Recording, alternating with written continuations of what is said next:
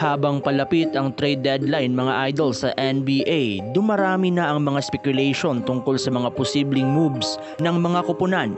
Isang team na laging inaabangan sa mga trade rumors ay ang Golden State Warriors na may reputation bilang isang koponan na handang magbigay ng malaking trade para sa isang proven superstar. Sa kasalukuyan mga idol, maraming usapan ang umiikot tungkol sa posibleng paglipat ni Jimmy Butler mula sa Miami Heat. Ngunit ayon sa mga insiders, hindi ito magiging direksyon ng Warriors.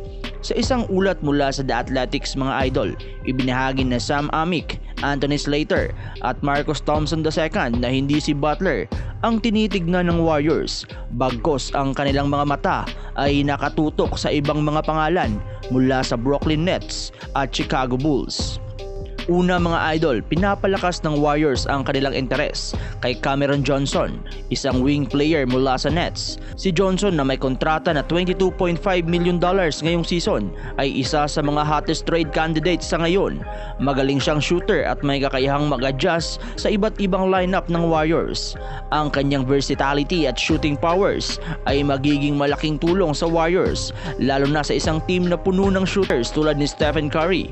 Ayon pa sa ulat mga idol, medyo nauunahan ng Golden State sa kasalukuyan sa kompetisyon para kay Johnson dahil nagpapaunahan sila sa mga koponan tulad ng Oklahoma City Thunder at Sacramento Kings.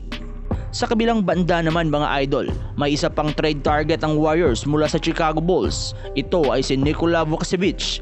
Isa siyang standout center na may kakayahang mag-shoot mula sa labas kung saan ginagawa niya ang 44% ng kanyang mga 3-pointers ngayong season kasama ng average na 20.3 points kada laro.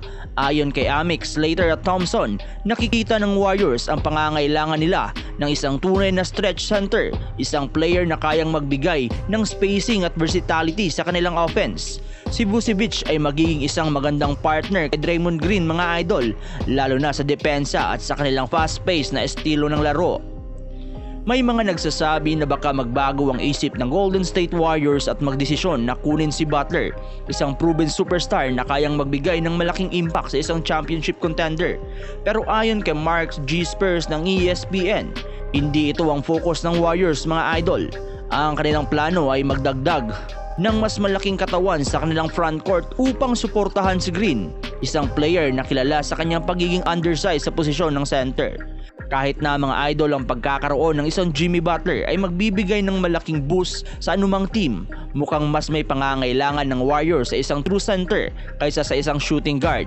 Kung si Butler nga ay magpupumilit na lumipat, mukhang hindi siya magiging prioridad ng Warriors sa kasalukuyan dahil may mas pressing needs sila na nais tugunan. Sa ngayon makikita natin na ilang linggo na lang mga idol bago magbukas ang trade deadline sa February 6 at ang desisyon ng Warriors ay magiging isang malaking tanong. Magiging interesting ang magiging desisyon nila kung saan makikita kung paano nila planong palakasin ng kanilang team para sa isang potensyal na championship run sa natitirang bahagi ng season. Anong masasabi nyo sa bagay na ito mga idol?